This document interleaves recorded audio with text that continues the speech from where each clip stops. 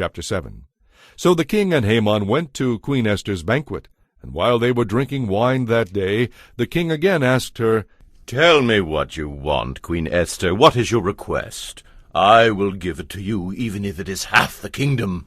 And so Queen Esther replied, "If your majesty is pleased with me and wants to grant my request, my petition is that my life and the lives of my people will be spared.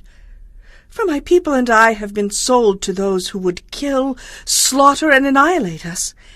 If we had only been sold as slaves, I could remain quiet, for that would have been a matter too trivial to warrant disturbing the king." "Who would do such a thing?" King Xerxes demanded. "Who would dare touch you?"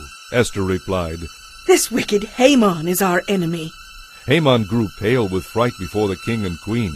Then the king jumped to his feet in a rage and went out into the palace garden.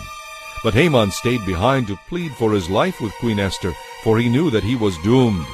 In despair he fell on the couch where Queen Esther was reclining, just as the king returned from the palace garden. "Will he even assault the queen right here in the palace, before my very eyes?" the king roared. And as soon as the king spoke, his attendants covered Haman's face, signaling his doom.